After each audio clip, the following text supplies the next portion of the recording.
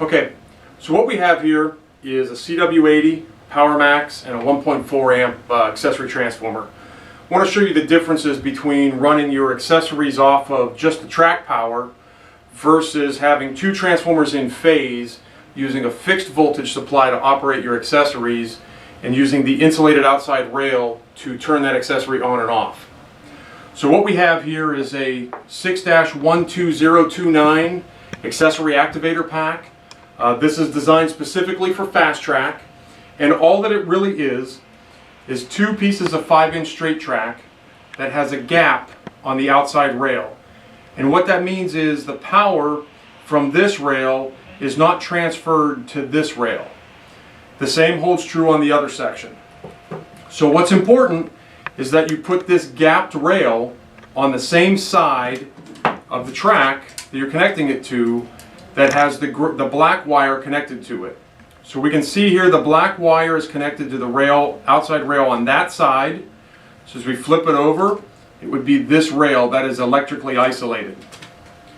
So we'll put our accessory activator sections in with the gapped rail on this side so that it matches the same rail that the wire is connected to. We'll do the same over here. So my gapped rails on my 5-inch straights are both on the same side that the wire is connected to. Effectively, what we've done is we've created a switch, a simple on-off switch like the light switch in a room. Let me also grab another section of straight track.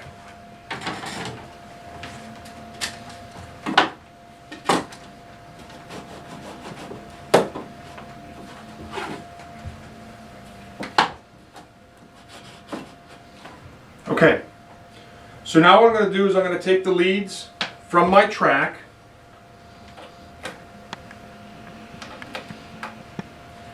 and I'm going to connect them to the railroad, or the track I should say. So transformer to the track. I'm now going to place just a truck that has standard Lino metal wheels on it. I'm going to turn my voltage up all the way. When the wheels cross this gap, the circuit will be completed to this accessory, the light will come on, and the gates will go down.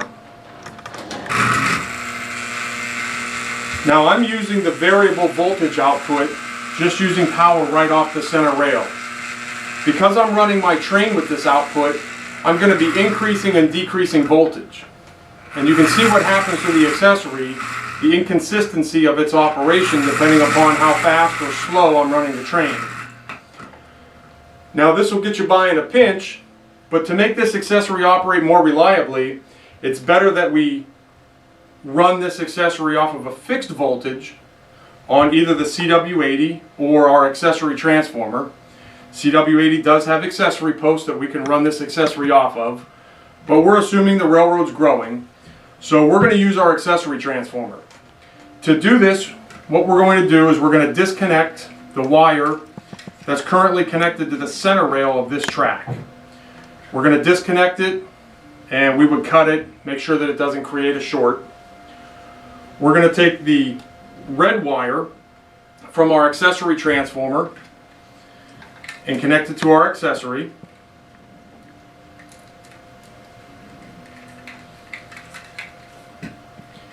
Now what we can do is we can turn on the power, track power,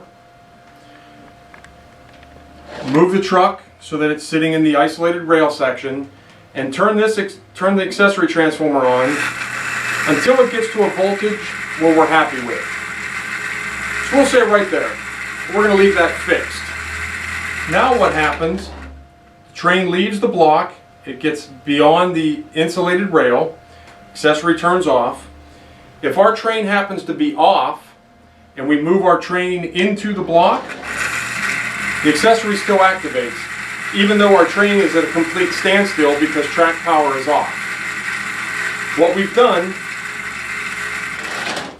is we've completed the circuit using a separate standalone transformer, taking the 14 volts AC from our accessory transformer to our accessory. We've completed the circuit by taking ground through the insulated rail. When the truck enters the block, it transfers the power from this rail to the insulated rail, thus completing the ground circuit, but the ground is coming from the black terminal on our track transformer, not our accessory transformer. But because our transformers are in phase and we have the black terminals connected between all of our transformers, the accessory activates even when the throttle is off. One more time. I can do whatever I want with my train throttle, and my accessory activates reliably each and every time. As the train passes and leaves the block, the accessory turns off. Now I can make this block as long as I want. I can buy additional insulated outside rail sections used to extend it 10 inches at a time. If I have a curved section where I want to continue I want the gate to stay down when I'm in a curve, we can show you a quick and easy way to modify a regular piece of track section and make that possible. Very simple operation, all achieved through having phasing between all of our transformers. Common mistake made by a lot of enthusiasts is when they want to extend the insulated outside rail section of the activation area. What they'll do is they'll take a regular piece of 10-inch straight or an 036 curve and try to add it into the equation. That becomes a problem because each section of curve and each section of straight both have a bus bar that connects the two outside rails to one another. Holds true on straights as well as curves. Also on smaller 5-inch, 4.5, 1 3/4, 1 3/8 inch straights. Most all of them have that common rail connection. So let me go ahead and add this into our equation so I can show you what happens. Have our accessory voltage on. As soon as I plug this section of track in, our accessory is going to activate. Now this is going to seem like it's a problem. It's a problem created by the user because these two outside rails are tied together all the time. Very simple way to correct this. If you're trying to extend your accessory activation area, simply remove this bus bar. Let me show you on a piece of curve track, because currently in our product lineup we don't offer a piece of curve that you can use on a insulated activation rail section. So to do this, we're simply going to use a small flathead screwdriver and a pair of pliers. And all we're going to do is remove this bar. And this is done by simply prying up the metal that holds the rail down.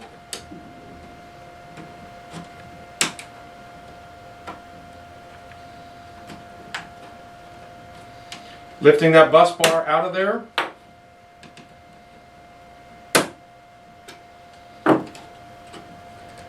Going to make sure that we pry these back down so our rail doesn't loosen up over time. And repeat the process for this terminal.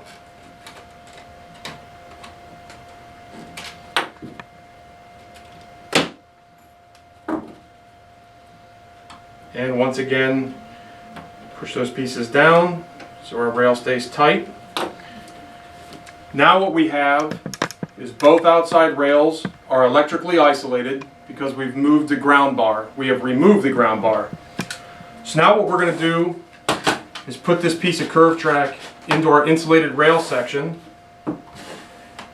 Finish it off. If you remember, this is our 5-inch section with the gapped outside rail. The other 5-inch section with the gapped outside rail. Our activation section now goes from here through the 10-inch straight, through the curve, to this gap here. Turn the accessory voltage back on. Take our truck representing our train. This stays down throughout the entire curve until we leave the gap on this side.